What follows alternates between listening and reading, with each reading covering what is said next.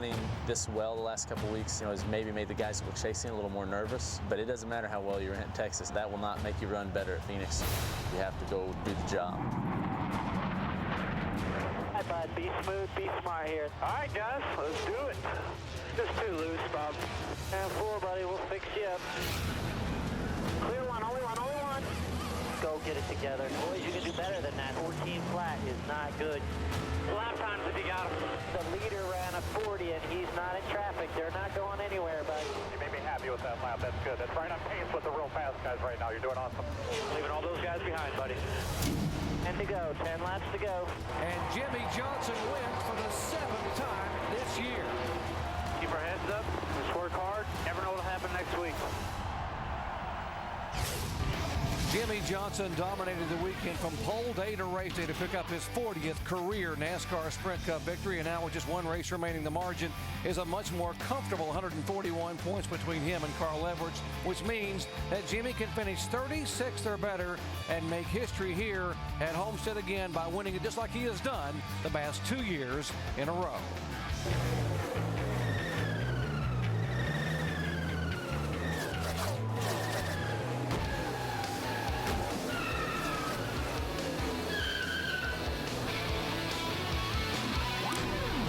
We welcome you live to our NASCAR Sprint Cup Series coverage of pole qualifying from Homestead-Miami Speedway.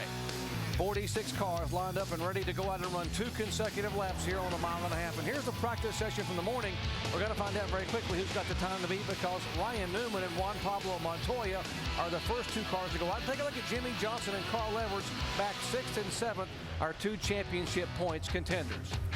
Hello, everyone. I'm Jerry Punch, along with Dale Jarrett and Andy Petrie. Glad to have you with us. And, guys, last weekend, Jimmy Johnson sort of set the mark by going out and putting his Chevy on the pole at Phoenix. Psychologically, how important is it for Carl Edwards to win the pole or have someone besides Jimmy Johnson win the pole here today? Well, Carl Edwards would like to make sure that all he sees of Jimmy Johnson is in his rearview mirror all day on Sunday, because that's what's going to be important, that in case something should happen to the 48 car during that race, they have to be there to take advantage of that, and that means running up front, leading as many laps as they possibly can. So a good starting position is of utmost importance to those guys.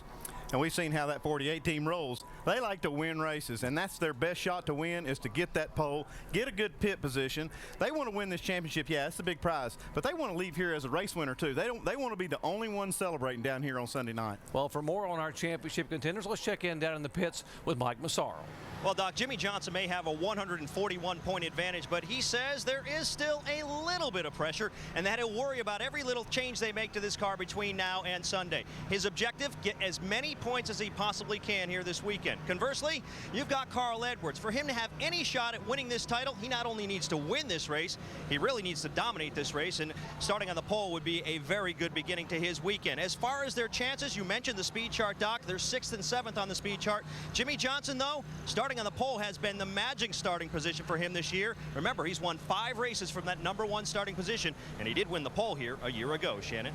Mike, there are 46 drivers that are attempting to qualify for Sunday's race. That means 3 drivers will go home. And while Jimmy Johnson and Carl Edwards are thinking about the championship, for other drivers, they're just thinking about getting into that top 35 in the owner's points. Obviously, we know it's very important going into Daytona at the start of the season to be in the top 35. Now, the very last driver to qualify today will be Brian Vickers.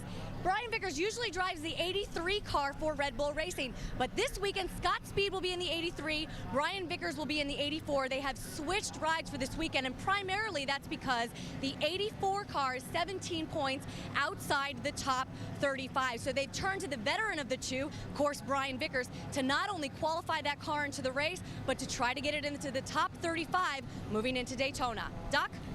Thank you, Shannon. Here are the 11 drivers that must get in on time and speed. They'll be competing, and remember, 3 of these will not make it.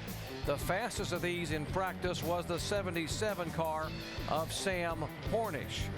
Of course, the 13th overall, A.J. Allmendinger, also up there in 11th spot. Who will be on the pole? Who will make it in the field? We'll find out when we come back.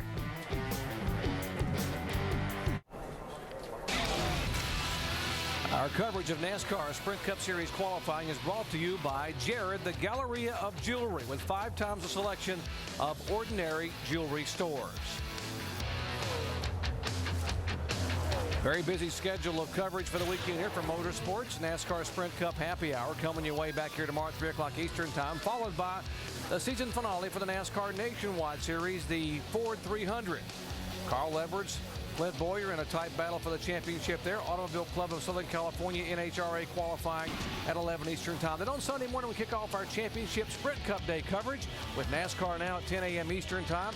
Flag-to-flag coverage, 3 o'clock Eastern Time on ABC, beginning with NASCAR Countdown, and we'll Automobile Club of Southern California NHRA Final to wrap up the evening at 7 Eastern Time on Sunday night. A couple of teammates, Jeff Gordon, Jimmy Johnson, together they have 6 championships. Jimmy hopes to make it 7 titles when this weekend is done. Shannon. Down here with Jimmy Johnson, who is just walking around his car, just talking to Jeff Gordon. So you guys came out here, you had a plan coming into here today, 6th fastest in practice. Do you guys have the car that can put it on the pole here today? I think we're close. We've been real good. Juan ran a great lap in practice, and I felt like I made a mistake that cost me a little bit of time that had us in 6th. So, I feel good. I'm not sure what this draw is going to do for us, and the fast guys are all going early, or the guys that were fastest in practice. So.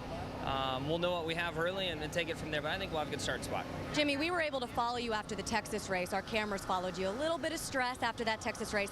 Of course, you went out and had a tremendous week last week. What has this week been like for you leading up to this weekend's race? It hasn't been as stressful, but I've been super busy. Yesterday was just a bear of a day for me. I had a ton of stuff going on, and was eager to get to bed last night. I needed it. I can use another night's sleep as well, so it's an exciting time, a lot of neat opportunities. But at the same time, I've got to get some rest and make sure I'm ready for this race on Sunday, and I'll be doing that moving forward from here on out. But a lot less stress, which is nice. But I'm sure that stress will all show up Sunday morning like a ton of bricks when it's time to get in the car and get to work. All right, getting in the car, get to work. We're going to let Jimmy go and qualify this 48 car. Doc? Can he do what he did a year ago? He put that car on the pole when he was in the championship hunt and led the very first lap of the race. Here's where the pole sitters have finished over the years at Homestead-Miami. Twice this race has been won from the pole. Bill Elliott and Kurt Busch in 01 and 02. Jimmy finished 7th last year from the pole, which was plenty for him to be able to win the title by 77 points over Jeff Gordon. Yeah, I think that shows right there that you have a fast race car down here, it means good things for you. And that goes a lot of places, but a lot of times you see those guys that qualify up there that can't really get the finishes to go. Well, a lot of times at certain racetracks, it takes such a totally different setup to qualify fast as it does to race fast. And sometimes when you qualify fast on those tracks, it doesn't show up on Sunday. The 3 fastest cars in practice this morning were all Dodges. Juan Pablo Montoya was quickest, and the Ganassi Sabatos Dodge, and the 2 Penske Dodges of Kurt Busch, and the guy rolling right now, the Rocket Man, Ryan Newman. And this has to be attributed, I guess, to the new configuration Dodge engine, which Kurt Busch said was so effective in him finishing 2nd last week at Phoenix. Another place a good engine shows up is qualifying. That's where it shows up first, when the tires are the best, and these cars were fast in practice. We're going to get an early look now at how the racetrack is and the condition that it's in. Yeah, I think a lot of times they would be really nervous about this, but the Nationwide cars just finished about an hour and 45-minute practice, and so there have been cars. It's not like the racetrack's just been sitting here this entire time. One thing that is different is we had sun in 1 and 2 and kind of shade in 3 and 4 during practice, but as you see in turn 1, there's shade over there now. Wow. With Ryan Newman real high through that corner, just getting up to speed. So a lot of these guys running higher, but I'm not sure he meant to get quite that. Looked like a lot of dirt. Yeah. Ryan Newman has already won 1 pole this year. That was at Phoenix back in the spring. It's been interesting to watch these guys. Now, this is a progressive banking, so they're running up there where they have the most banking, and that seems to be working well for these guys, or it was in practice. You can see Ryan Newman committed to that real high line, but I'm not sure now about the first cars that are going out trying to run this high line, because those Nationwide Series cars were not running quite that high, and they may have put a little bit of dust and speedy dry in that extreme high line. Yeah, and that's about 0.4 of a second slower than what Ryan ran in practice. Ran a 31.63 in practice to be the 2nd fastest car here. I think this looks like a better lap. I don't think we'll see a lot of guys running faster on the 2nd lap, but this is about a 1/10.5 quicker, down to a 31.90, but about 2.5 tenths off of what he ran in practice. Ryan Newman finishing up. Let's check in with Shannon, who's caught up with Marcus Ambrose. Someone we always love to catch up with is Marcos Ambrose, pulling double duty here this weekend. Let's talk about being in the top 35, solidly in the top 35. Well, 17 points ahead of 36, so you do not have to qualify on time. What's that like for you, knowing you're in the show? Well, it's a strange feeling right now because normally my blood's pumping and my adrenaline's racing, just getting ready to go. But yeah, we've had a tough day so far, so I'm looking forward to bouncing back. We're in the top 35. It's a great thing for us to be. Feel like we're going to have a great race car. We've just got to get a lap down now and get a good starting spot. Marcos Ambrose running both series, and he's currently 10th in the nationwide standing, so he will be going to the banquet in Orlando. Here is the guy we talked about who was quickest in practice this morning, Juan Pablo Montoya, who made his debut in NASCAR Sprint Cup competition at this very racetrack in November of 2006. These guys are running way up the racetrack. Seems like the track was a little cleaner right there for Juan Montoya than it was for Ryan Newman. You saw that speedy drive just flying out from under that 12 car. Yeah. And he has got a much better lap going than Newman had, way up inside of Newman's time and speed. Yeah, that first car out's never a good thing. I don't think there's anywhere that it's a good thing. Maybe, I mean, the only place he comes close is Indianapolis when you qualify in the morning, but. Well, he's just going to shut it down after the first lap. Yeah, I think we'll see a lot of that. That's not it. Most of what we saw in practice were these guys getting their fastest lap on that first lap. But in Ryan Newman's case, I think that he just got so high down in turns 1 and 2, and that's why he ran quicker on the second. Yeah, that was not as quick as he ran in the morning practice, but quick enough to be the fastest thus far. Here's only about a tenth and a half off of what he was, so it's a lot closer to what it was. And I think we have a lot more temperature in the racetrack than what they saw during practice session, too.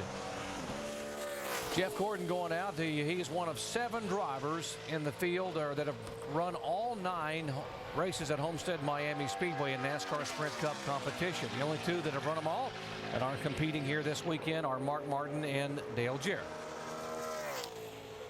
And in 9 trips here, Jeff has yet to win a pole or a race. One of only 2 tracks in his career where he has not gone to victory lane. And he's winless coming into this race. So this is going to be a difficult proposition for Jeff and his team to try to finish this year out with a win, which they desperately need to do. See, he's in the green coming off of turn 2 just for a moment. Yeah, a lot different line for Jeff Gordon, though. He didn't enter the corner nearly as high as what the first 2 competitors did with Ryan Newman and Juan Pablo, but this is what Jeff feels like is his best shot with his race car. You can see there down the backstretch where that high line really paid off for Juan Pablo Montoya. Don't have it today.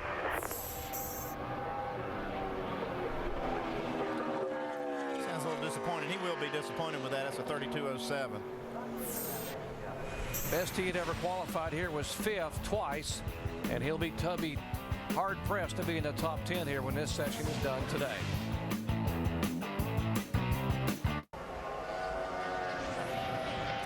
NASCAR Sprint Cup qualifying continuing from Homestead-Miami, the 07 car. Clint Boyer out to see if he can get his car in the top 5. 3 cars that have gone so far, Montoya, Newman, and Jeff Gordon. Clint Boyer said, I'd like to be able to get my car to start in the top 5 this weekend and be close to the front so I can hang up there and try to turn my luck around a little bit. He's never had very much luck here in 2 visits to Homestead-Miami. You can see where the different lines are showing up on our tracker. With that low line, they run quicker through the corner, but they pay the price down the straightaway. They're not carrying that momentum.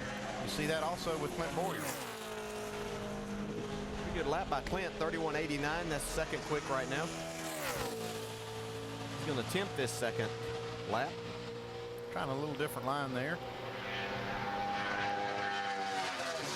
So far, it's a little bit slower. Shows just how good right here that Montoya got off of turn 2 and carried that speed down the backstretch. A little close to the wall there off of turn 4 for Clint. It's going to be about a tenth and a half slower the second lap. So Boyer will be second of the 4 cars that have gone out. It is Montoya, Boyer, Newman, and Jeff Gordon. Let's go down and visit with Ryan Newman. Mike? Who is right now, Doc, 3rd on the speed chart, if you will. Looked like you dropped off a little bit from practice. What happened? My first lap, 1 and 2, the car just never hooked up and got up pretty high and lost a good bit of speed there. And ran a second one. Never ran a second one the entire practice session. Just knew that my first lap wasn't that good. And we meant to scuff our tires and ran out of time. And that probably would have helped a little bit. But just not the best lap. Pick the worst time of the day, best time of the day for the worst lap. Still, obviously, got a shot at doing something I know you want to do and bookend the season, winning the Daytona 500, also winning the season finale.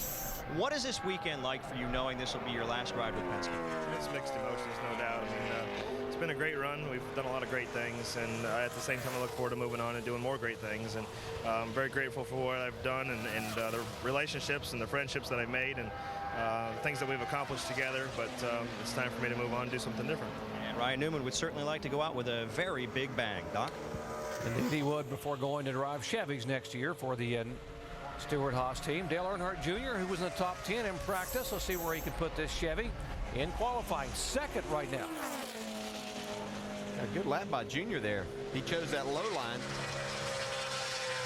His choice, you can see that it was down towards the end of the backstretch is where he lost some time to Montoya. Yeah, almost everywhere else on the racetrack, he was faster than Montoya. Just that momentum off turn 2 has been the difference so far. Trying to run his second lap, going to be slower this time by, but a great first lap by Dale Earnhardt Jr., 31.81, which puts him second of the 5 cars that have gone thus far. He lost a full half a second on that second lap. Looks like these tires are really good for just one good lap. We heard Ryan Newman say he did run a second and did run faster, but just because the first lap was so far off. Scheduled up next would be Kurt Busch in the 2 car. And we talked about how good he was in the practice session, 3rd overall this morning. Yeah, well, he's got a cloud over the racetrack right now, too. This could be a big thing in his favor. Got a fast car, and he's got a cloud over the racetrack, kind of cooling things off. Shannon? I mean, you can't deny the fact that this guy right here, Carl Edwards, has added a lot of excitement to this year's chase. We've got 1 race left. Now, obviously, Roush Fenway has a great record here. You've won on the last 2.5 miles. How much more confidence does that give you, knowing what you have to do, 141 points, coming in here to this weekend's race? Well, it gives us as much confidence as we could have, you know. We have to go do what we've been doing or trying to do for the last 9 weeks. That's just go win races. And, you know, Jimmy's in a situation where, you know, he doesn't have to do that. He just has to hope that nothing bad happens. But we have to be there, be able to pounce and take advantage if something does. And it's kind of a fun way to go race, really. I mean, got nothing to lose. We can just let it hang out. And I couldn't pick a better track than this Homestead track. It seems to be a good one for us. Now, how are the track conditions right now? Just heard that the 2 car scraped the wall a little bit on his qualifying run. Can you just describe what it's like out there? It's very hot out here today. Yeah, it's nice and hot and slick, and maybe we'll get lucky and get one of these clouds. But, you know, really, I think that the way this track runs, you can run right by the fence, right by the line. You know, if we don't get the pole, you know, which would be great, it's still going to be all right whether we finish, you know, we start 20th, 30th. We can pass here is what I'm trying to say, and it'll be good Sunday. All right, and talking about the temperatures, what you guys might not know is the fact that Carl Edwards does not run a cooling system in his car. What do you guys think about that up there? I know you guys have the air condition on in that booth right now. We do, Shannon. And Carl Edwards is pretty tough. I'm surprised he doesn't run any kind of an air conditioning system. I guess he just has air going through his helmet. Let's see how tough this Dodge is of the 2 of Kurt Busch, where he just scraped the wall on his first lap of qualifying. It looked like he was just trying that same line that we saw Montoya run, and it just got a little too high. A little too much speed for the tires to hold right there in the center of the corner. NASCAR is going to have a temporary halt to qualify so they can go out and check the racetrack, make sure there's not any debris or anything came off the car or the wall. And while they take a break before Jimmy Johnson rolls, we'll take it with him and come back and see if our points leader can put it on the pole.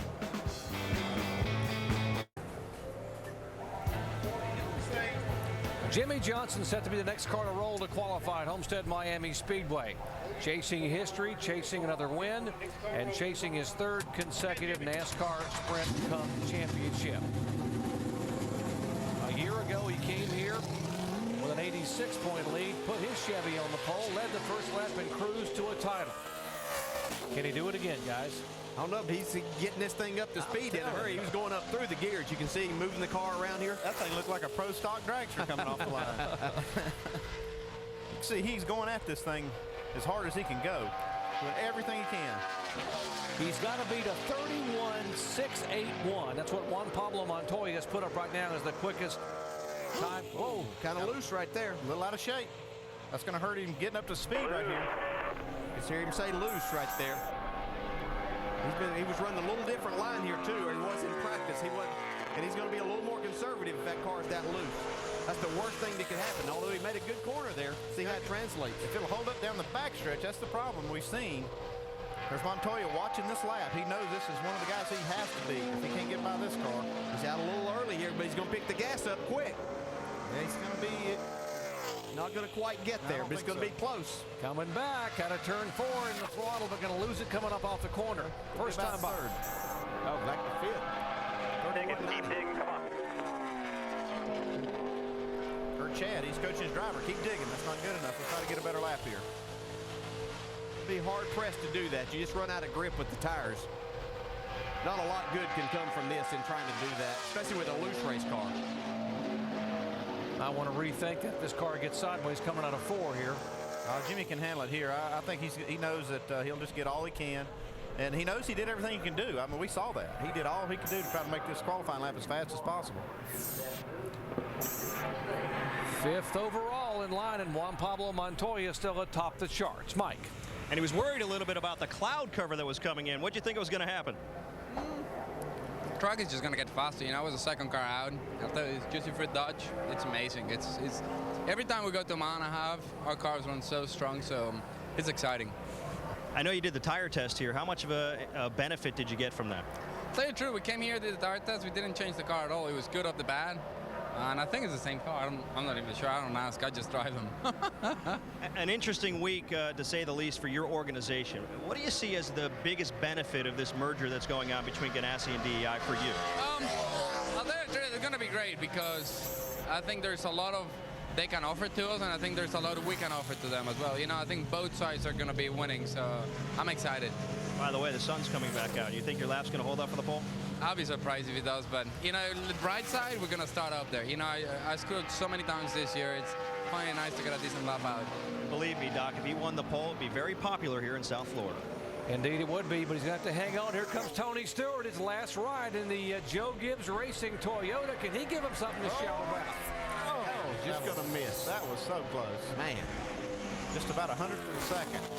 He missed it by just a little more. 10 years, 33 wins, 2 championships, and Tony Stewart said, I want to give him the one last shot at us going to victory lane, and he gave it there in qualifying. Sure did.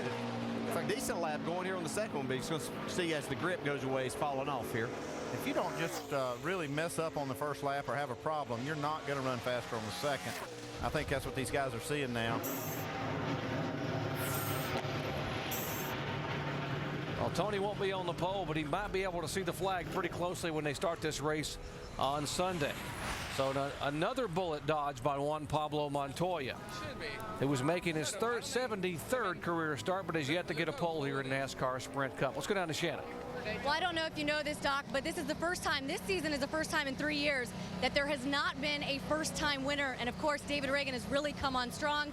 Roush Fenway, great at this track. Can you get your win here this weekend? Oh, absolutely. Our AAA Ford's going to be fast. We were pretty decent today in our first practice session. So, you know, it'll be important to get a good solid lap in, and we finished in the top 10 this race a year ago. So if I can't win the race, it'd be great for one of our Roush Fenway teammates to win. But certainly it's a good track that I feel like we can win one. Now, there's a lot of talk about testing today. Homestead is not a track that we test for. How important is it for you to get into the Nationwide car just to get some practice at this track that you've only had one start at?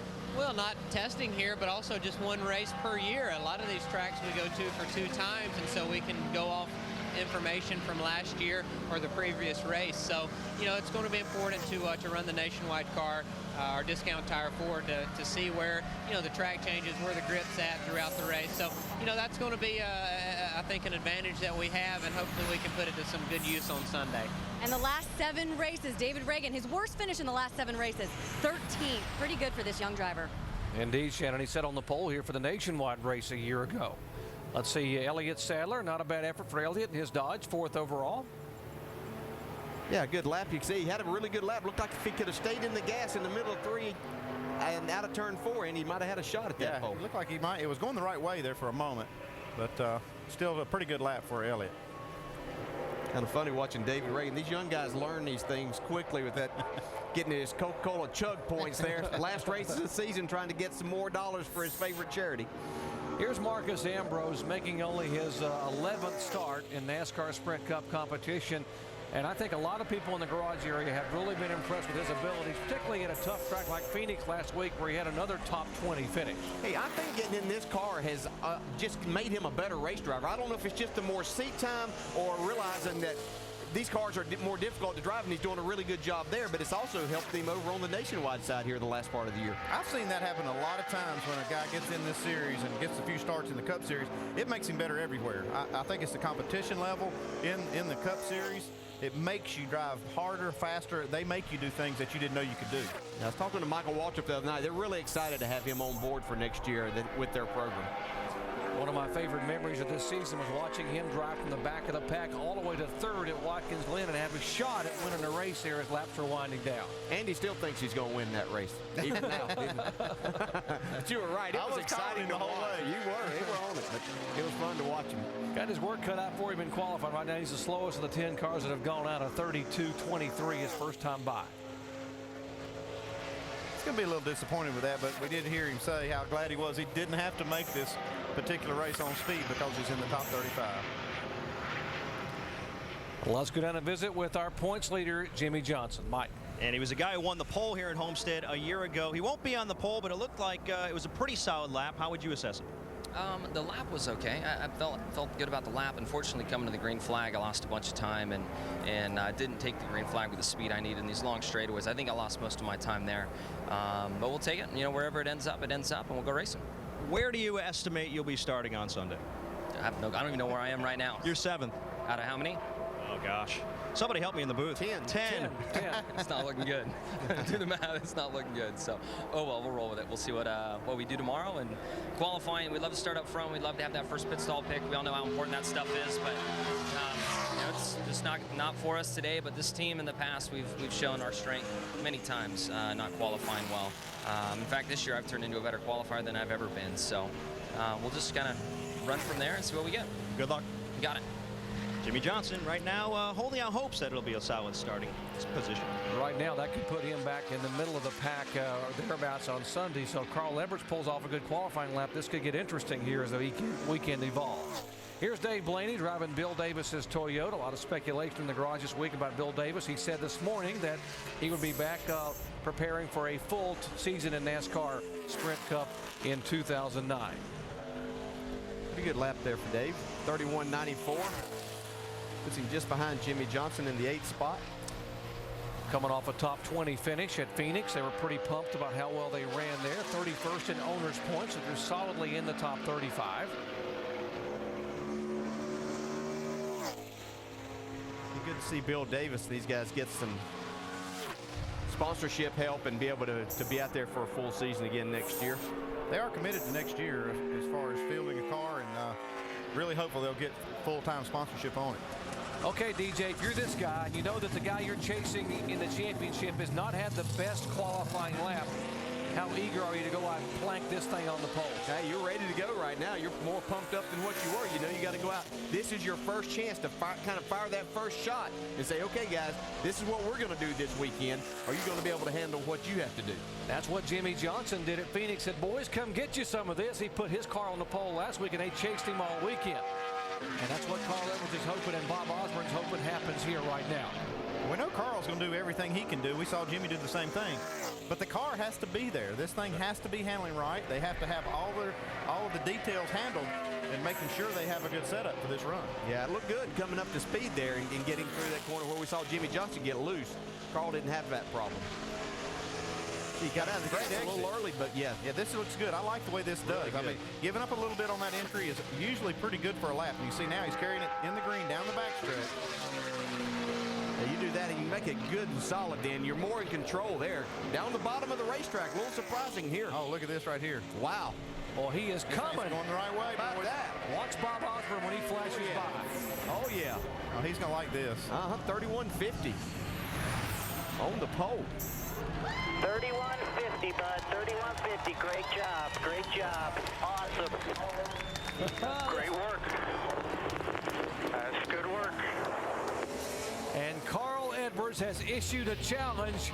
I may not win this title, but I'm not going down without a fight. Edwards on the pole thus far in qualifying. NASCAR Sprint Cup qualifying continuing at Homestead-Miami Speedway. Next car to go out, the 9 car of Casey Kane. He will drive. Teammate Elliott Sadler was pretty fast. He's up there in 5th, so you'd have to believe that Casey's got something very similar in his car. Okay, now you see that right there. Casey Kane got in the corner pretty hard, but he gives up a little speed down this back stretch. I really think that what we saw Carl Edwards do, back off a little bit early and carry that speed coming off the corner, is real important here. So many times you get out there and you get all jacked up for qualifying. Now, that's what was so impressive about what Carl Edwards did, because you know he was fired up to go try to get up there, knowing what that Jimmy Johnson hadn't put down the lap he wanted, but he was able to calm himself, not overdrive the car, and put down a great lap. That takes tremendous discipline from a driver. Casey Kane, a 2006 pole sitter here, will take just the 1 lap. It's good enough right now for 4th of the 13 cars that have gone.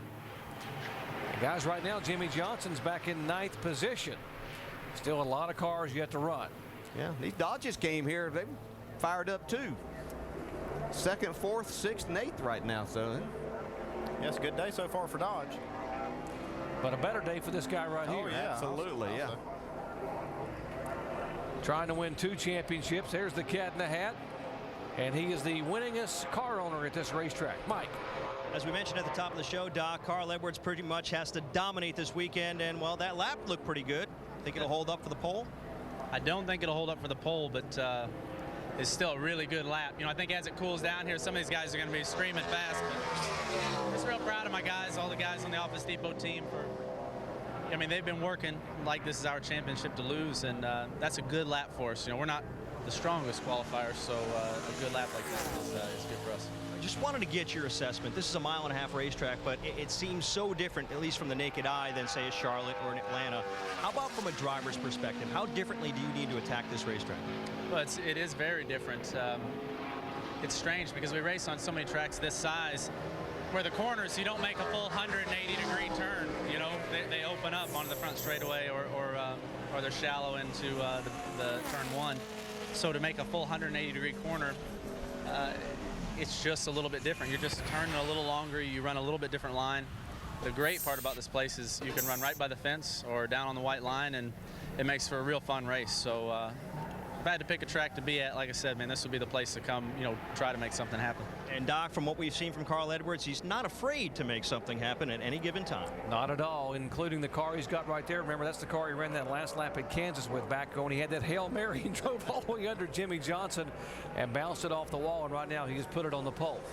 Commenting on what Carl just said, DJ, talked about this progressive banking here at 18 to 20 degrees.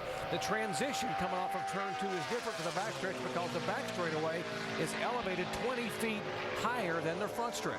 Yeah, and it gives you a different sensation because it really flattens out off that corner. You have banking for a long way off the corner, and then all of a sudden it flattens out. But a lot of racing room out there. And just as Carl said, you can run down to the very bottom, you can run up against the wall and kind of achieve the same thing. That's what makes for great racing here, as we see Kevin Harvick out here on a pretty good run. Yeah, he does, but he drives the car down in the corner hard. We see that, but he's able to stay in the green down the backstretch. Carl Edwards was worried about some of these cars going later. We've got a lot of shade on the racetrack. Track's getting cooler. There's Todd Berrier. See, he gives up a little on the exit, though, of turn 4. Yeah, it's going to be a good lap. Looks like it's going to be second quick right now. It was a great lap. In the 50s, 31.57. Kevin Harvick right now on the outside of row 1. 15 cars have gone. It's Edwards, Harvick, Montoya, Stewart, and Casey Kane. Back with more qualifying in a moment.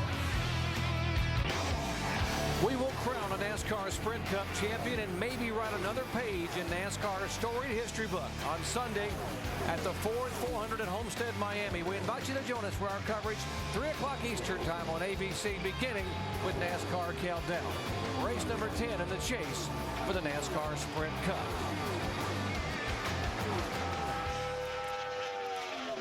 '28 car on the racetrack, very good in practice. Travis Quapple was 5th overall among the 46 cars in the early morning practice session. Can he keep it there? Got a good lap going.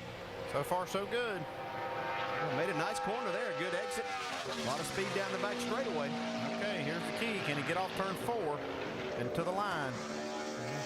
I think he's got going for him. He's losing time to get out of it. I think he got up just a little too high there. We'll say he had that W8 horsepower too. He's going to run a second lap because he knows he made a mistake there. Yeah, but that's going to kill his second lap here as he gets started with it. Drives it down in the corner pretty hard though.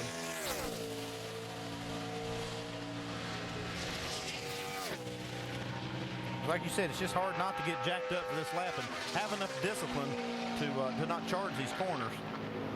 You know, that first one, he just got back to the gas so soon, it looked like he just lost the nose right there, and then he almost was into the wall, so he had to squeeze out of the throttle. I kind of missed my 3 and 4. Fix it up just a little bit, about 300s. Stay 6th.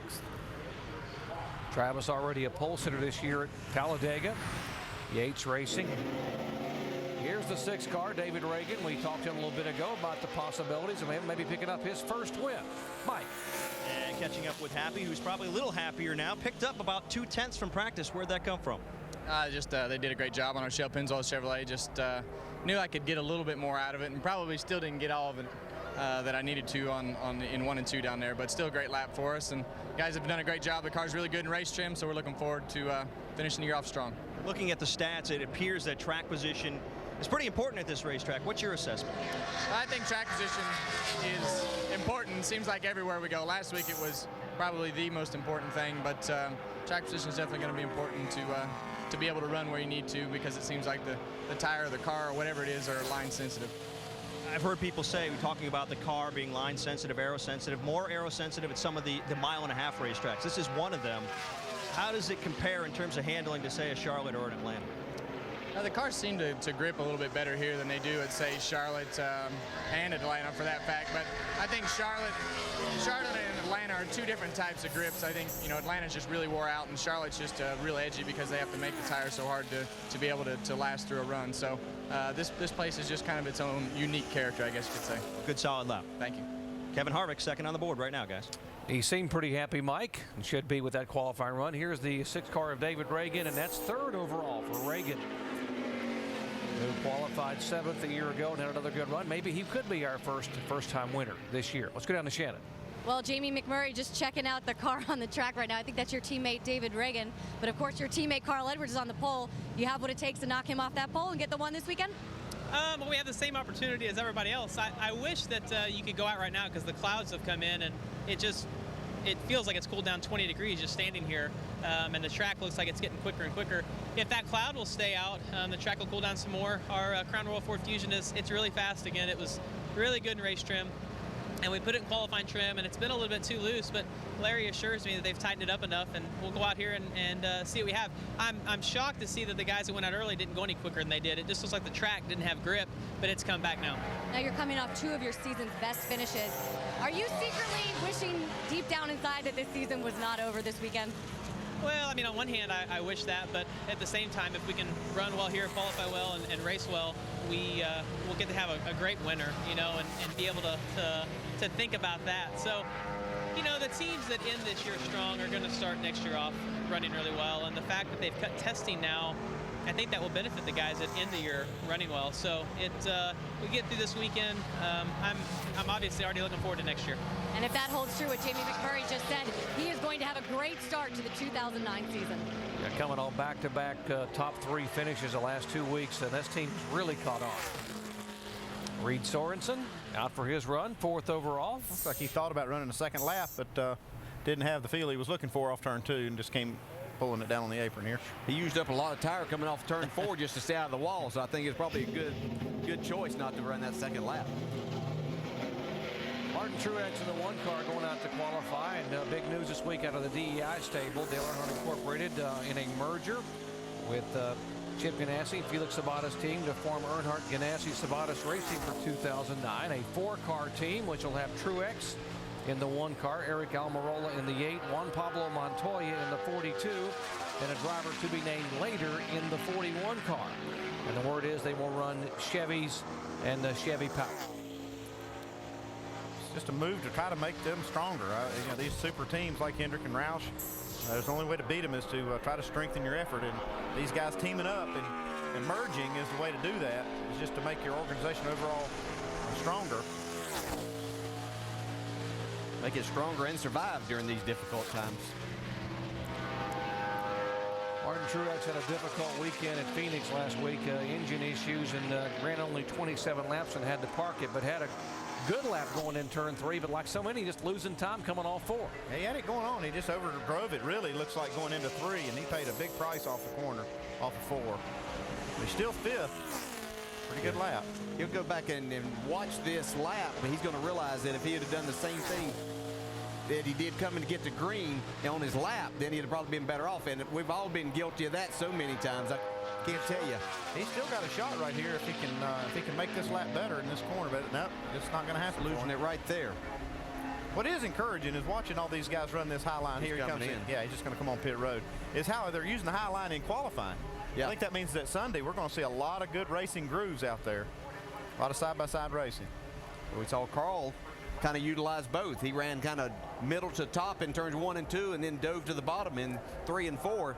And he's the fastest guy out there. Some of the drivers in the garage area compare this track to Atlanta because of the different groove options. Do you really have that many places to run here at Homestead like you do it at Atlanta Raceway? Yeah, you really do. I mean, just like Carl Edwards said, you're going to be able to run on the bottom if that's where you want to set your car up and it's handling good down there. You're going to be able to go to the top and run around there and carry a lot of momentum down the straightaways. So it does give you a lot of options, and obviously there's at least 2 lanes in between where that white line is and the wall. So it's going to be a fun race to watch.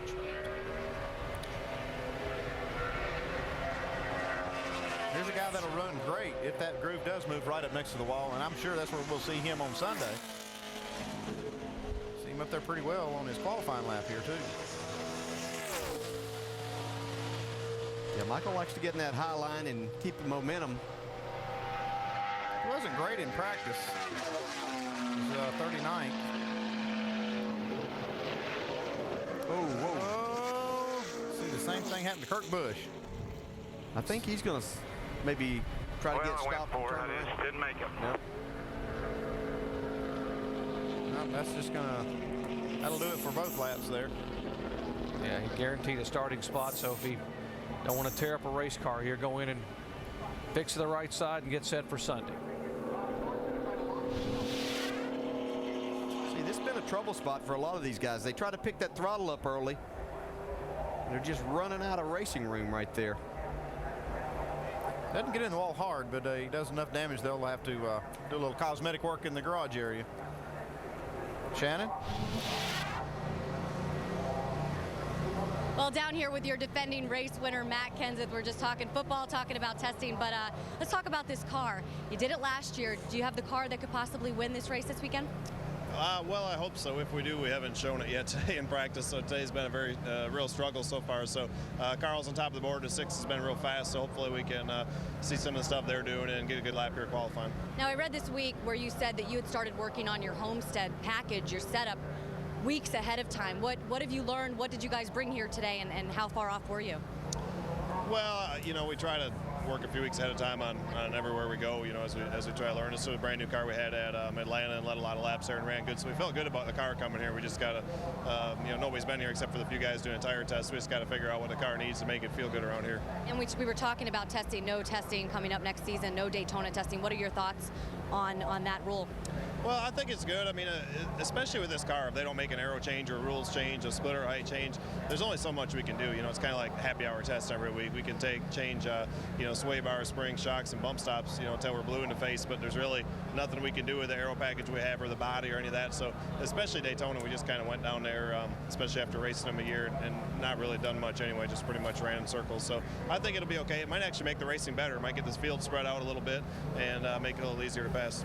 All right, Matt Kenseth, it's been a year since his last win here at Homestead. Of course, with Roush Fenway's record, looking to get it done here again this weekend. Doc? Dominated the day last year here. 214 laps, led the most ever by a driver to win this race here in the season finale. Now, what they're referring to is earlier today on our air, NASCAR President Mike Helton made a statement, a cost-cutting maneuver. NASCAR has said no more testing in any NASCAR sanctioned tracks on their major touring, including their Camping World Series tracks. And we'll talk about how much that could actually save all these teams in terms of funds coming up in 2009.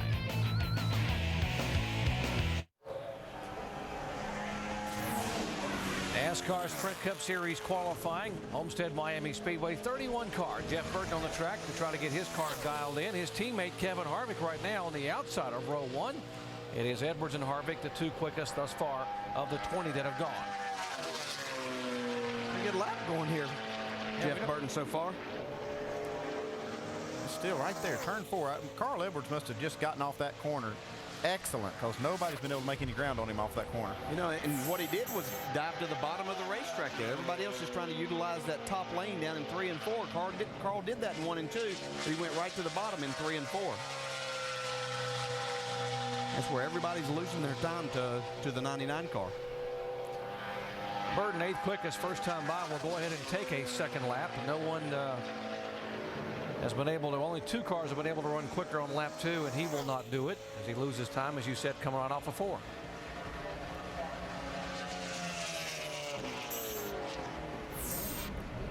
Yeah, just a few hundred slower. Let's go down and visit with Michael Waltrip. Mike. And Michael now assessing the damage to his machine. What happened? The racetrack's just not quite big enough. I got to turn 3, and if it was just another foot or 2 wider, I'd have been okay. There was a bump up there, and I hadn't really run any qualifying runs up top, but I convinced myself that I knew where to go. 1 and 2 worked perfect. I was really happy with my car, and when I got to 3 and 4, I hit that little bitty bump, and it just shot me over enough to catch the wall, but it didn't even knock the toe off. I got a great bunch of guys. They're all smiles. They're happy to see somebody throw it out there and try to go for it, and either that or they're nice to me because I own it. But one or the other, they're really happy with the lap up to that point, and they'll just bang out the side of the Napa car and we'll be fine. Talking about banging out the sides, we've seen this car, this type of car this year, be able to take a beating at times and still be pretty good. That said, how would you assess the damage? It's minor. It looks a lot worse than it is. The white paint from the safer barriers all down the side of the Napa car, you can barely read the logo or the number, but mechanically it's fine, and these boys know they know exactly where to pull on it and where to make it all back good as new. So got a good bunch of guys that work on the Napa car, and I'm just real proud of them. Looking forward so much, Mike, to the race on Sunday, but especially next year. We've come so far in a short period of time, and we're going to get with them next year. Well, Michael Waltrip's right, and you can see it in the stats they've been putting up lately, Doc. And he is right. They have come a long way, DJ. You can attest to that from where this team started a year ago, 2 years ago. Yeah, sometimes we forget it just how little time they've been in existence. I'm not talking about just adding a team or 2 here. They, starting with 3 teams running the nationwide car, and they've made a lot happen in a short amount of time, and it's really impressive to see that, and glad for Michael that things are working out. Eric Almirola making his 12th start of the year, clocks in 20th overall. The U.S. Army Chevrolet, Dale Earnhardt Incorporated car. Was checking with a driver who had to be initially pretty worried about coming here this weekend. Shannon? Yeah, Doc, we were actually just talking about that. Scott Speed in the 83 car this weekend did a car swap with Brian Vickers. We were talking about the pressure that he felt when he did have to qualify in time, and you say there's definitely still pressure even though you know you're in the field. Why is that? Yeah, absolutely. I mean, I put a certain amount of pressure on myself every weekend. I mean, you always want to go forward, and I mean, especially with my experience level, I mean, every weekend, it's great to see improvement, so I'm always pushing to get better. Now, a lot of people say Homestead-Miami Speedway is a totally unique track, even though it is a 1.5 mile, an intermediate track. Compared to the 1.5 miles that you've been on so far this season, how does it compare? I mean, honestly, it's all so different. I mean, they're all ovals, and there's a lot of weight over there with a lot of horsepower. So, I mean, honestly, I think that from one track to the other really doesn't change so much for me. All right, Scott Speed climbing behind the wheel of the 83 car. He is in the field, Doc. Thank you, Shannon. Here's the Biff, the 3-time winner at Homestead. And did he drive that car into 1 or what? Yeah, he gave it a shot, didn't he? Didn't pay off, but 12th fastest on that first lap, but he sure did give it a great effort. I was looking to see if the sun might have been in his eyes down there and he missed his mark or something. Wow. He was headed to Key Largo. He's headed to the pits now. Not going to try the second lap. No one's been any better on this racetrack than he has, winning three times in the last 4 trips to Homestead-Miami. These guys have their work cut out for them. They're going to beat Carl Edwards. He made just a really, really good corner down in 3 and 4. A lot of guys have come close in 1 and 2 and down the back straightaway, but they really can't match him at all in 3 and 4. And the racetrack is shaded. It should be getting cooler and the conditions getting faster. We just haven't seen anybody really be able to challenge Carl from the middle of turn 3 and 4 to the start-finish line. The other thing we haven't seen, you talk about that discipline that Carl showed in not overdriving, getting into the corner, but picking the throttle back up. And that's where we see these guys, most of them are losing time to him. Regan Smith, who was the highest finishing Rebestos rookie candidate last week at Phoenix, coming home with a 23rd place finish. His final race of the year. I see what he can do. Also in a pretty tight points racing for Rookie of the Year with the Sam Hornick, just 3 points back of Sam. Yeah, Regan's had a nice solid year. Got a pretty good lap going here. It's always a nervous time for the crew chief. You see Dan Stillman right there. Goes out of sight and you're okay. You got your stopwatch on him. You're waiting to hear this lap and you just have no idea. He can't see what we see. Sometimes they don't want to. A decent lap, 14th at a 31.88.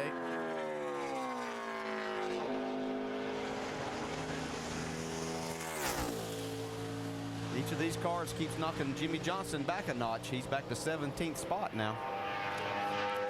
And we mentioned the merger with DEI and Ganassi. Now Regan's name wasn't mentioned yet among the 3 drivers that are solidly in a car. Still 1 car available, and obviously he would be a candidate there. So this final race very important for him to make some points with Teresa Earnhardt, Chip Ganassi, and Felix Sabates. Not able to pick it up on the second lap.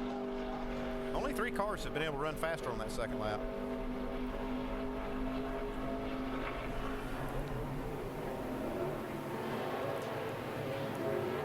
Well, the question is, can anybody beat Carl Edwards, who has given him a lap to shoot at a 31.50? Now, in the interview, Carl said as it gets cooler, I don't think that lap will stand up. Here's a guy, Casey Mears, who was very good at attacking the racetrack earlier today when it was pretty warm out there.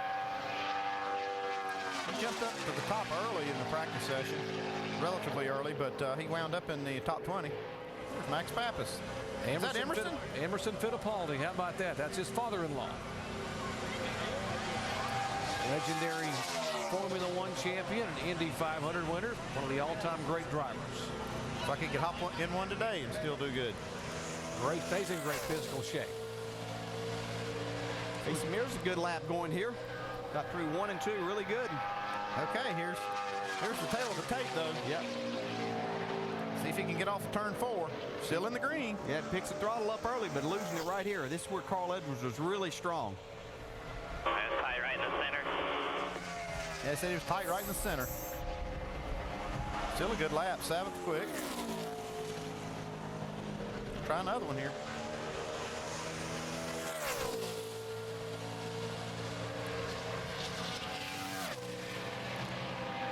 Final ride in his career with Hendrick Motorsports, where he got his first win in Cup racing at Charlotte a year ago. Headed over to Richard Childress Racing to drive the 07 car for 2009.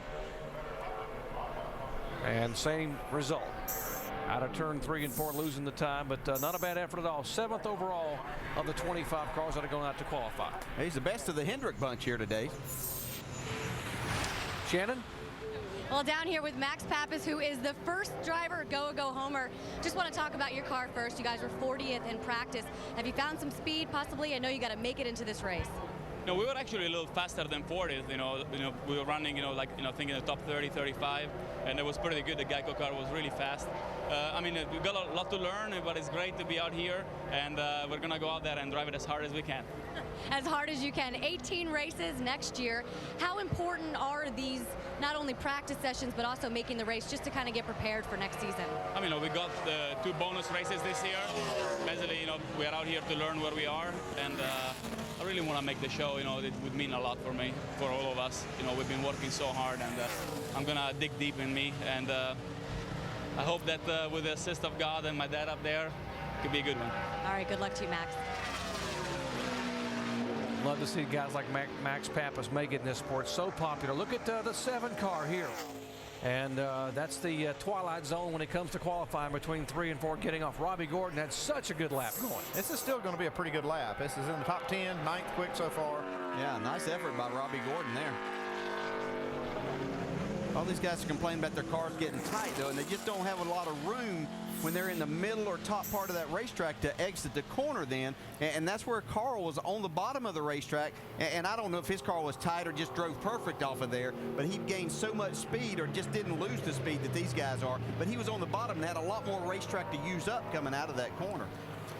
If I'm Carl Edwards, I'm starting to worry now. These next 4 or 5 cars are guys are going to have really good shots at maybe taking that pole away, including his teammate who sat on the outside front row last week at Phoenix, Jamie McMurray. Yeah, if I'm Carl, this is one of the cars I'm worried about because they have been fast every week, and they're just knocking on the door to win a race, and I would be scared of Jamie McMurray.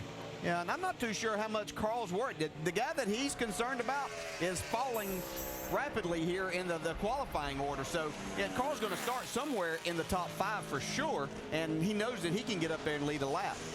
Larry Carter has done a phenomenal job here the second half of the season with Jamie. Of course, he'll be moving on to run the number 98 car next year, which will be Paul Menard's number with Yates Racing. Okay, he's going to run this bottom part of the racetrack if he's able to hold his car down there, but and it looks like it's paying off. Yeah, got to the gas pretty good. Tight. Had to cut the corner off. 4th quick. Good lap for Jamie. 3 of the top 4 right now are Roush Fenway cars. The only Chevy up there is Harvick on the outside of row 1. Only a 1/10 of a second off the pole on that first lap. You see the second lap is not going to be quite as quick. Yeah, one thing it's nice to have, even when you have a little bit of tightness to your car, you have that Doug Yates horsepower, you can kind of drive through that a lot of times. Makes a big difference. It makes a big difference when they handle down the straightaway. Yeah, it does, yeah. Yeah. And those guys do such a really good job of tuning those engines for qualifying, too. The 4th quickest for Jamie McMurray. A little slower on that second lap, but great first lap. Well, he's dodged 1 bullet. Now he's going to have a couple of Joe Gibbs cars coming at him. Kyle Busch and Denny Hamlin, the next 2 up. You don't think this guy's going to attack the racetrack, do you? You think?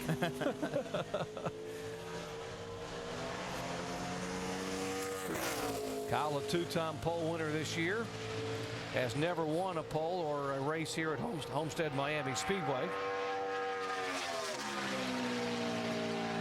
One of the great memories of this season was the first win for Toyota coming in Atlanta. Kyle Busch got it for Toyota and Joe Gibbs Racing. And in the domination that this team and this car had in the first 26 races of the year with 8 wins and over 1,600 laps led. You see a little smoke there, a little bottoming out of that splitter in the middle of the corner. He's in the green. Got a lot of speed right there, but he's losing a little bit down the back straightaway. You see, he did use that little discipline we're talking about. He eased up and getting into turn 1 and carried some speed off the corner. He's got it going right here, too, but right here is where Carl Edwards was so strong. I think Carl's car right there was just free enough that he didn't lose that scrub any speed off on the exit of the corner. Didn't have to turn the steering wheel any more than he had to just to drive it off. How many drivers would actually go back and look at Carl's lap on tape and see what he did in 3 and 4 to try to figure that out? They do a lot of that. They've got this little program called Dartfish, and they'll go in there and you can actually place your car in a ghost of the pole-winning car and see exactly where on the racetrack that you're getting beat. These teams all have that, and that's one way they look at it. Yeah, not many secrets out there in this business. Here's a separation of a few generations here in racing. The veteran Kenny Schrader and the youngster Brad Keselowski. Someone says that age before beauty. I'm not really sure. Yeah, Schrader's got not so much of the other.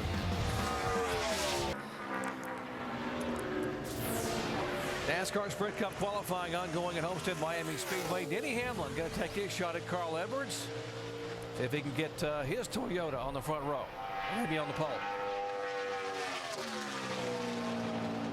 A nice solid run last week. This is about as low as we've seen anybody run right there. Coming to the green, or actually coming off 4. Carl didn't run that low all the way through the corner. He ran that low off. He's back in 18th. And that's all he's going to run. He's coming in.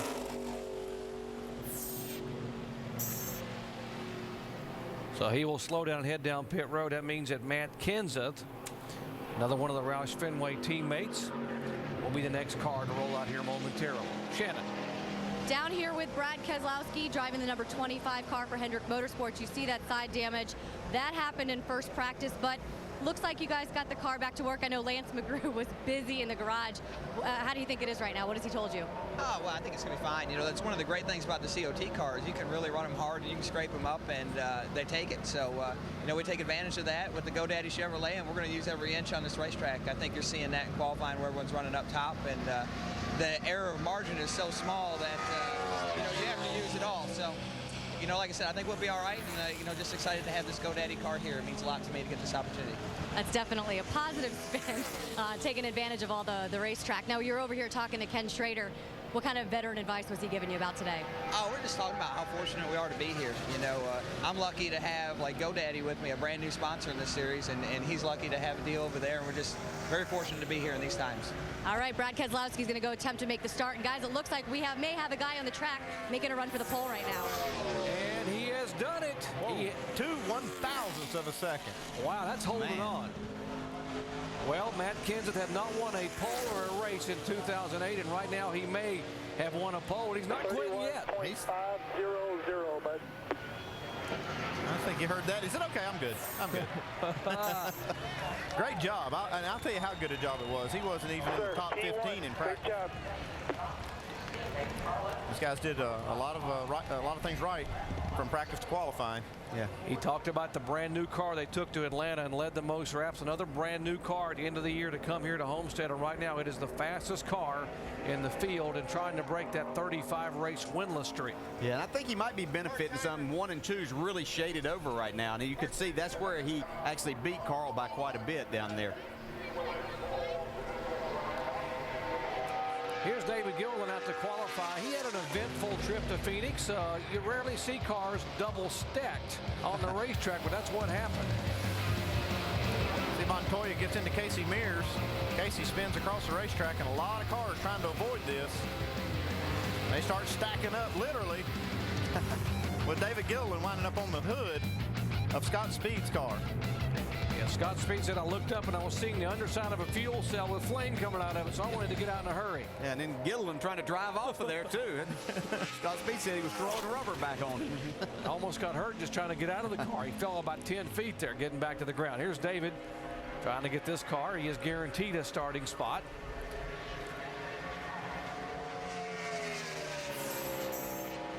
A little disappointing on that first lap, 25th, 31.94. Whoa, now, hang on to her. It's going to be his lap back in 25th spot now. Now the fastest car that in practice this morning that has yet to run is about to come up, the 44 of David Rudiman. I got to believe he might have the best shot at knocking Matt Kenseth off the pole. Kenseth climbing out. We'll come back in a moment and follow David Rudiman's run for the pole here at Homestead. Could this be the driver who picks up his very first pole in his native state of Florida? Zephyr Hills, Florida driver David Rudiman, 38 years of age. In practice, he was 4th quickest, and he's got a good lap going, guys. Yeah, he does. He's got some shade on this racetrack. Stay in the throttle right here. He's got a shot. It's going the right way. And he did it. He did it. Rudiman. 63rd career start and maybe his first pole. And let's go down to visit with Matt Kenseth. Mike. And Matt Kenseth was on the pole for a little while. You saw that cloud come in. You knew those speeds were going to pick up, didn't you? Well, really, I didn't think my lap felt very good. So, I mean, I guess that's a testament to Chip and the guys, you know, picking the car up on speed. So, I didn't think, I thought I had a really sloppy, bad lap, to tell you the truth. So, I figured if somebody hit it right, they'd be able to beat that pretty easily. And still, you picked up quite a bit of speed from practice. What did you guys work on between the end of practice and the beginning of qualifying? Well, it seems like a really low on grip here. I don't know if the tire's real hard or what it is, but just trying to work on staying in the gas. You know, you just had to feather it so much off the corner, you could never get the gas laid down hard, and we just had it tightened up there. I could stay in the gas, but I was too tight where I couldn't carry the speed I wanted to in the middle, so that'll still be a good spot to start. And you never can count out Matt Kenseth here or any of the Roush Fenway cars, considering what they've done here the past 4 years, Doc. Indeed, you cannot. 4 in a row for Roush Fenway, 5 wins in the last 6 times they have come to this racetrack. Bobby Labonte, the 43 car, owned by the King Richard Petty. Cooperative effort with Boston Ventures. Bobby, a former winner here, led the fewest laps of anybody going to victory lane, 1 lap. That's all you have to, as long as it's that right one, that last one. Really only about 3/4. Yeah. See, Bobby's got a new sponsor on the car this week, Garmin.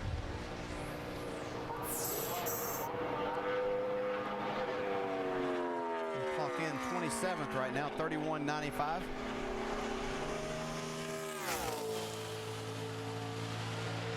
Bobby's going to make an attempt at this second lap.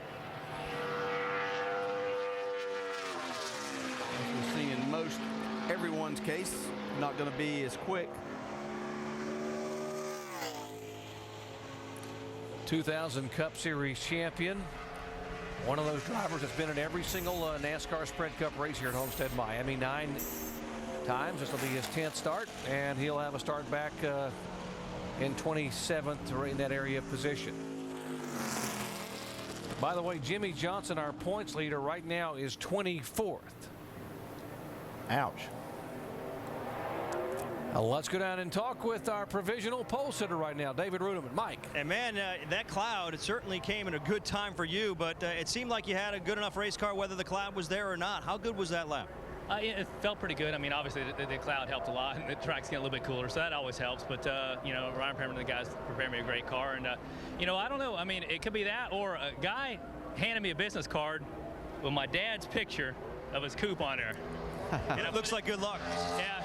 So I put it in my pocket, and maybe I had Buzz was driving the car instead of me that time. Maybe, I don't know. But it was a good lap, and I don't know if it'll hold up or not. But I'm proud of my guys. They did a great job. You know, we were talking with Michael Waltrip a little earlier. He was talking about how many strides, how big strides you guys have made it as an organization since the beginning of the year. In what ways can you define how this organization is better now than they were, say, midsummer? Well, I mean, you know, heck, there's so many differences now than what we had before. It's pretty phenomenal that first part of the year just building the organization and trying to get stronger and trying to get better, and you know, as our cars have gotten better, our pit stops have gotten better. I mean, all the way across the board, we got better engineering support. Toyota's making more horsepower with the motors and stuff. So it's a bunch of different, a bunch of things combined that make Michael Waltrip Racing what it is right now. More importantly, the guys back in the fab shop working and building these cars every week. I'm really proud of those guys. They do a great job for us.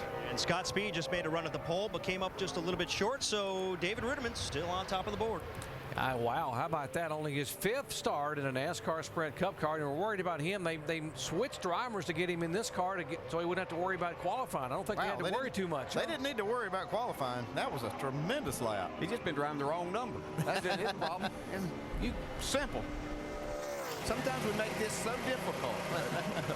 Now you got to wonder if Brian Vickers, his teammate, is going out late now as it's cooling off. He will have a car for the pole. Absolutely.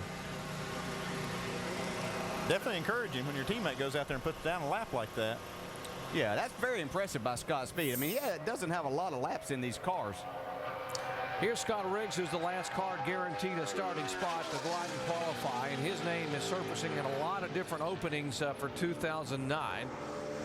As far as people looking for drivers, he will not be obviously with this team. It'll be steadily owned by Tony Stewart. The drivers Tony Stewart and Ryan Newman, but Scott's at least a top 2 or 3 candidate for 3 different other teams.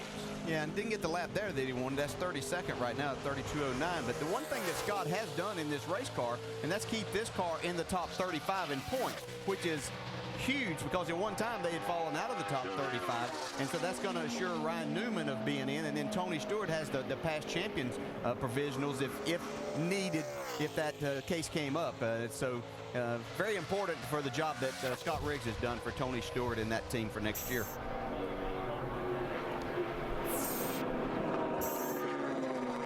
.32 overall, and now it's nail-biting time for the guys that must get in on time and speed. 11 of them to come. 3 will go home. Here's the quickest guy thus far. Back at Homestead-Miami now, the 11 guys that must compete among themselves to get in this starting field. And the first of these 11, Max Pappas in the Geico Toyota. Trying to make his 3rd start of the year. He's run the 2 road course races at Infineon and Watkins Glen.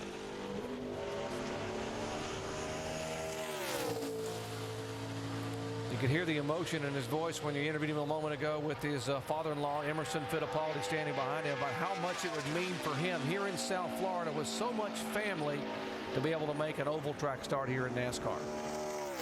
He's got a pretty solid lap going so far. He had a good practice session. I love this guy. He's got so much heart. He races so hard. He really wants this. I mean, he wants it in the worst way. Yeah, well, he's 30th right there. We'll have to see, but most of the time when you go in and you say, well, I out-qualified Jeff Gordon and Kurt Busch, that's normally a pretty good thing. You see, you just go ahead and take that. That's exactly right. And even if he wouldn't make the field, he could go home and say, well, I out-qualified those guys. You know, we talk about the testing deal for next year. This is exactly the type of people that, you know, it is going to hinder somewhat. It is, and the reason, you saw it right there, that car was bottoming out, the splitter and all that through the corner, and that's really hard to get right.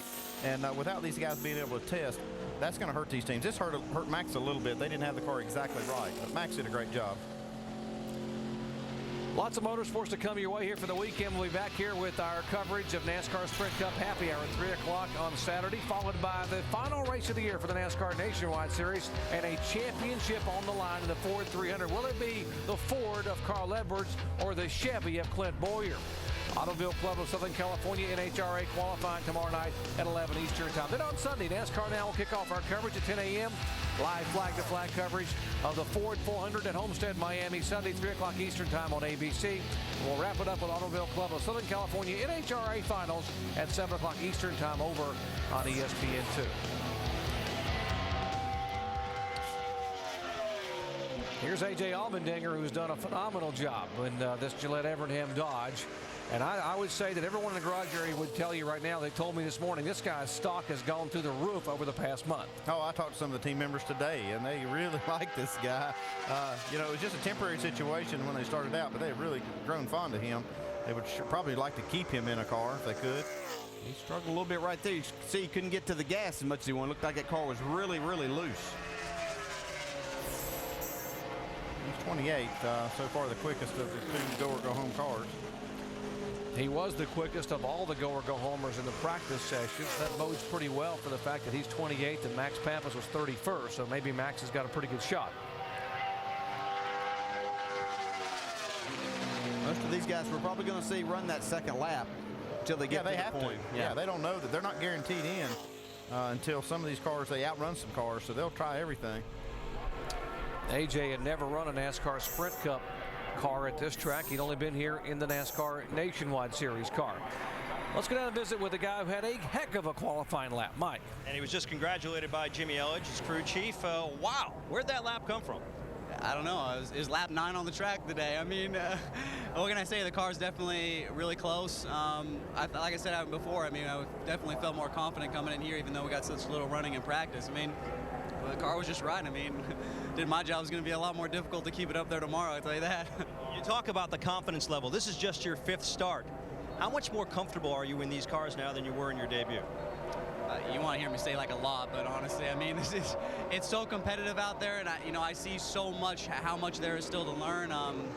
It's definitely getting closer, but I mean, it's going to be a process. I mean, this is a marathon, it's not a sprint race.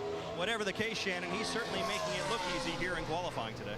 Mike down here with Brian Vickers, who will be the last driver to go out in this qualifying effort. He is in the 84 car, usually Scott Speed's car. Second on the speed charts for that 83. What do you think you can do for this 84? You know, I think it'd be pretty good. You know, we kept going back and forth whether to run the top or run the bottom. Obviously, you know, being, we're not knocking the field. The top, there's a lot less room for error. If something goes wrong, there's no room to make it up. You're going to hit the wall, and it's really going to hurt your lap. So we're probably going to lean to the bottom. I'm sure that's going to hurt our overall speed, but we'll see how it ends up. I think we were pretty good in practice. Now, the 84 car right now is 17 points outside that top 35. Knowing that, if you make the race, how is that going to change your approach to racing this weekend? None. I mean, we just need to go out there and try to win the race. We just got to finish the best we can, try to get this car back in the top 35, and maybe the best for all of Red Bull. All right, good luck to you today. Brian Vickers in the 84 car. He is the last, as I said, to go out in this qualifying session. We'll see if he can get it done here. May have a good shot at it. How about Bill Elliott? Awesome Bill in the 21 car for the Wood brothers, 15th quickest. This team's really coming on. They're running great every week, top 15 so far. Good job for the Wood brothers and Bill Elliott. Well, can someone come up and knock off Rudeman? Still some more cars to go. We'll see who's going to get in and who will go home when we come back.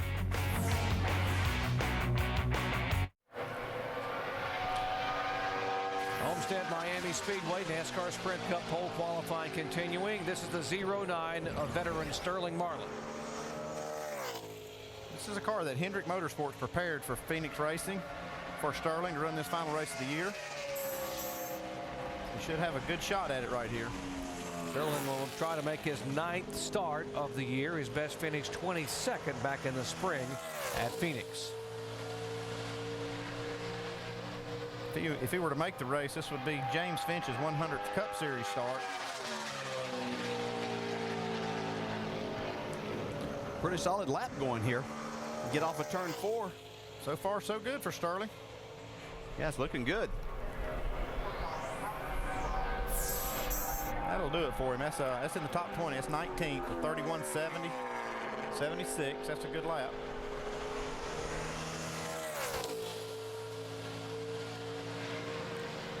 And as you said, most of these guys will go ahead and take both laps on the racetrack. Nothing to lose here. If you've already got one in, get a shot, maybe get a little bit better. Grab some grip out of turn 3 and 4, which he's not able to do right now as he loses a little time, as most others have done at that same spot coming off of 4.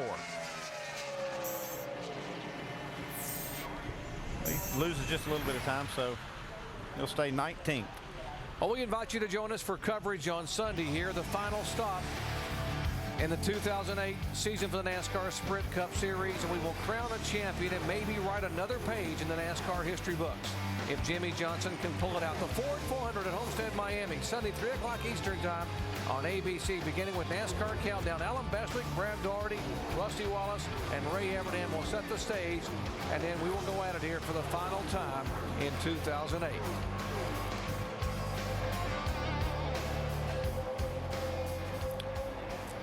Next car to go out to qualify will be the driver nicknamed Front Row Joe Nemechek. And a little bit of news coming out of this team yesterday. They announced that they would run a limited schedule in 2009. Furniture Row Racing team president Joe Garone saying it's just simply a matter of the economy and they're having to balance their priorities. See, we're comparing this lap to Sterling Marlin's lap. Joe were to beat Sterling, which he's on pace to do, that'll lock him in. Missed the race last week at Phoenix, so I'm sure Joe's motivated here to make this last race. Yeah, they've made 31 of 35 races this year, including he was a pole sitter at Talladega. So they've had a good year with this team. Wow, nice lap. That's 16th fastest, and that will lock Joe in. Keeps moving Jimmie Johnson further and further back. He's 28 so far. You're Jimmie Johnson and Chad Knaus, DJ. Are you a little concerned about being back that far with a few very inexperienced drivers between you and the front of the field? Well, there's no doubt that that's not the type of situation they were looking to put themselves in here in this race. See Joe Nemechek running that second lap. But yeah, Jimmie, it's going to be a lot more stressful 2 days and nights here before Sunday afternoon comes around. They've been very good at avoiding trouble, though, for the majority of the year. And, you know, their biggest concern right now is going to be getting their car good enough in tomorrow's practice to make sure that they're comfortable with it, that they can go forward in the race and do the job that they need to do. And how do you do it? Do you try to get there quickly? Do you do it on pit road with pit strategy to get track position, or do you just do you find a place to stay out of trouble? Very carefully. Yeah. They don't need to pull any tricks, you know. I mean, you know, their job's kind of cut and dried. It's what they have to do. So yeah, it's not an ultimatum that they have to be up and finish in the top 10. They only have to be in the top 36, and so they don't have to do any tricks. They need to keep good tires on it all day long. No strategies. Make sure they get all the wheels tight on the pit stops, and you know, have a good enough car to make some passes during the race, and they will have that. Just don't shoot yourself in the foot. That's right. Tony Raines in the 70 car out to qualify. Again, in the garage area this morning, Tony's name kept surfacing up among some of the owners and crew chiefs that I was talking to about possible open seats for 2009. He's done a pretty nice job with this team. Well, he's a good race driver. You get in that right situation, you know, and that's what it's all about, is finding yourself in that right opportunity in this sport at the right time.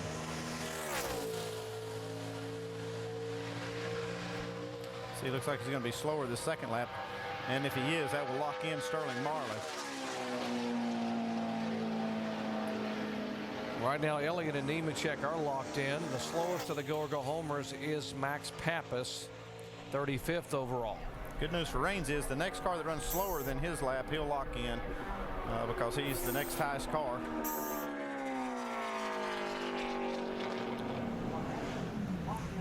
So Chad McCumbee will be the next car to go out in the 45 car for Petty Enterprises.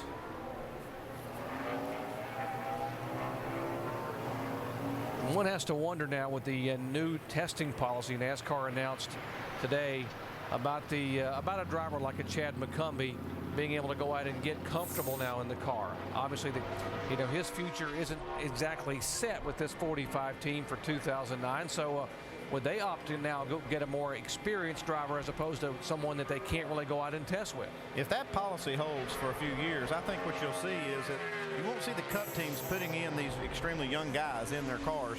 They're going to wait till they get just a little bit more experience on these racetracks in Nationwide Series cars or trucks before they just bounce them or pop them right in one of these Cup cars. Yeah, get more experience there and wait till NASCAR either opens this back up or something changes. Hopefully as the economy gets better. So could be a ways down the road. I think you're going to see the more experienced guys get the ride. And that could service the NASCAR Nationwide Series. Guys stay in there longer to get more experience before you jump into the Cup car. Got a pretty good lap here. He's actually going to lock himself in with this lap. Yeah, nice run by Chad McCumbee there. That's not only his 27th quickest, knocks Jimmy Johnson back to 29th. Whoop. They need to be calling him in. He's in the race they need anyway. to call him in. He's good. Nothing to gain here. If nobody's called him on the radio to tell him that he's in the race, he still thinks he has to run a faster lap here, and almost got pretty loose right there. Yeah. That's why it's important for the guy to be, the crew chief to be on the radio to tell him that, hey, we're in the race. Yeah. Don't need to risk it. Still 4 cars to go, and the slowest right now, the go-or-go-homers, is the 13.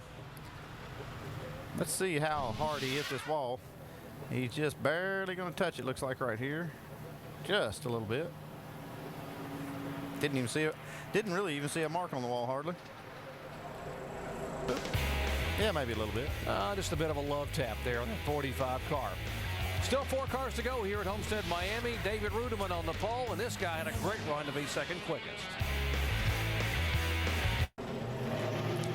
Sam Hornish Jr. rolling here to qualify, and there are some significant surprises here in qualifying for the final race of the year. Right now, David Rudiman would be getting his first career pole. He is the fastest car in qualifying. Scott Speed making only his 5th start ever in a Cup car on the outside of row 1, and our points leader Jimmy Johnson sits 29th right now in the qualifying order. By the way, Carl Edwards, who is chasing Jimmy for the championship, is 4th. See what Sam Hornish can do here. He was pretty good in the first practice. We saw him a couple times kicking up dust up around the wall, didn't we, Andy? He was driving hard in practice, trying to find that right line. He drove it off in Here there. He goes. He's on track here to beat Tony Raines. Oh, that's what we saw. Oh, the price there. That's what we saw in practice. He was right up against the wall. Is that where Michael Walters said the track narrows in a little bit? Yeah, he said if it had just been a little wider, all he needed was a little wider track. Yep. This isn't going to be the lap Sam was needing here. Yeah, he's going to have to run a second lap and make it work. He is definitely going to have to run a second lap and try to keep it out of the wall. 3, run another.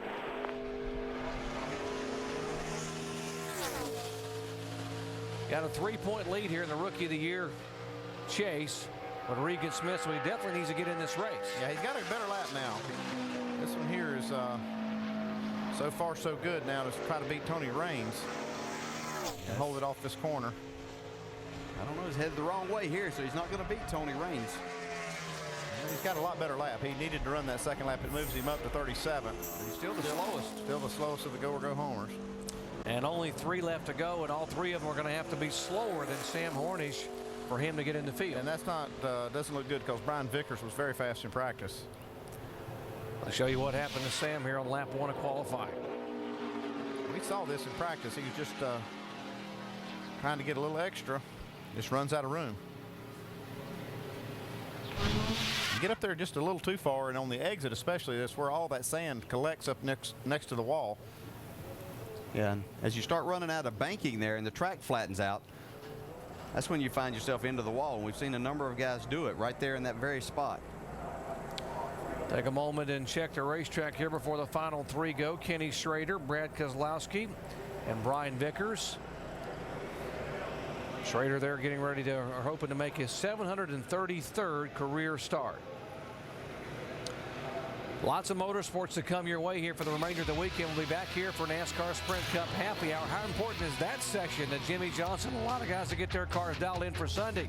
And then we'll crown the champion for the NASCAR Nationwide Series, the Ford 300 at 4 o'clock Eastern time on ESPN2. And then NHRA California qualifying at 11 o'clock Eastern time on Sunday. NASCAR Now, and then live flag-to-flag coverage of the Ford 400 on ABC. And then we'll finish out today with NHRA finals from California at 7 o'clock Eastern time on ESPN2.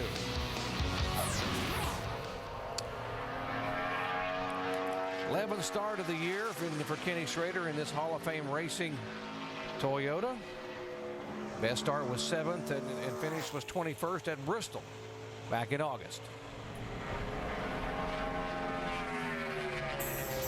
He's got to get her done here. He's going to make this race. He's out of the gas a little early there, but picking the throttle back up, he's able to stay in the gas. This might be pretty good down the back straightaway. Yeah. See, we're comparing his lap to Allman. Get all you can get. Try to get it on exit. Coaching there. He's going to get it. He's coachable. Yeah, it looks like that coaching's paying off. I think he's going to be right there at it. At least fast enough to make the field. I don't believe he's going to lock in on this lap. And he doesn't beat Allmendinger, but he is right below him at a 31.99. Just ahead of Max Pappas and Sam Hornish, which that did knock Sam Hornish out of this field. Still after it on this second lap. You see right now it's a little bit slower. Needs a really good corner right here. You can see it a little lower. I don't believe he's going to gain enough speed back off the corner. And now it's hold your breath time. Because you got Brad Keselowski and Brian Vickers up. We saw him over there talking to Brad Keselowski a while ago. Hopefully he didn't give him too many of his secrets around here. Yeah, Go out here and knock Schrader out of the race. He's got to beat this car or Brian Vickers to make the field. Basically, he's got to beat this car. I think Brian Vickers will be pretty good. So yeah. Brad has already bounced this thing off the wall one time. And if he's got a shot, this young driver is going to be really good in the future, but he's making only his second NASCAR Sprint Cup start or attempted start. Yeah, and the tough part is the last lap that he was on the racetrack was when he was into the wall. So not a good memory to have to go off of to go out here and make a fast lap. I bet these rear wheels will be spinning, though. This guy really wants it. He's third in the NASCAR Nationwide Series point standings. You'll see him racing here tomorrow. There's Lance McGrew, crew chief for the 25, has a history of doing awfully well with young drivers like Kyle Busch, Ricky Hendrick, and of course Brian Vickers, who was there with Lance. Going the wrong way. We're comparing his lap to Schrader's lap, and that's who he has to beat. He's got about a tenth and a half, about a tenth of a second now to make up. It's going the right way, getting into 3. Now it's going the wrong way.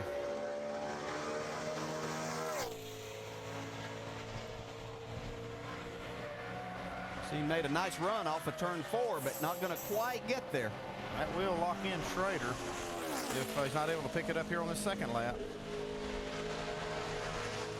The 32.05. He's got a little better lap going right here. Could have just been filling it out that first lap for a little bit and realized he had a little more grip. He's got it going on right here.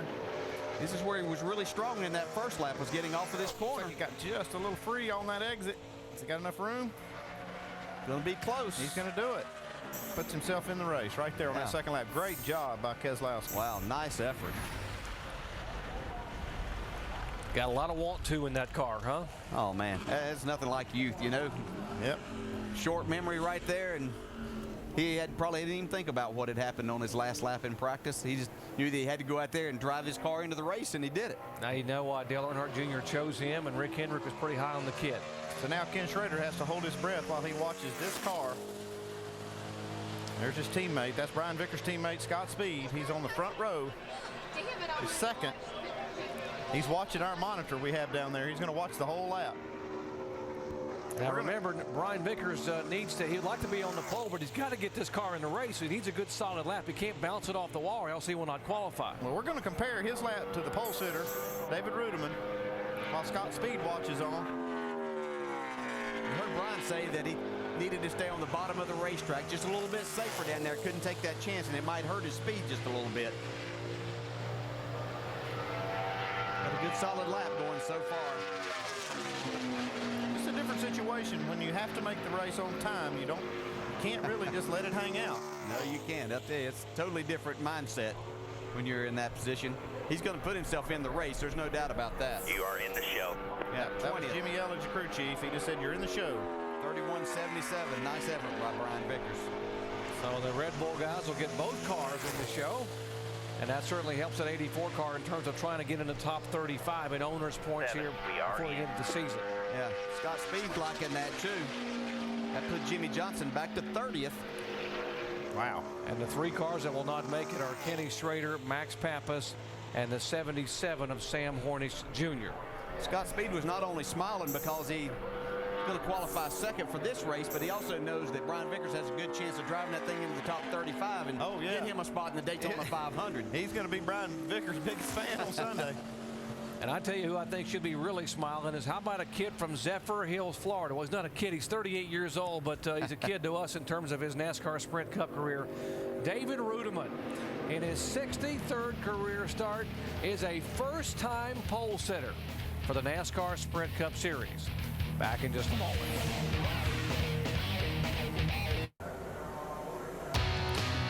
Qualifying at Homestead-Miami is complete here for the NASCAR Sprint Cup season finale.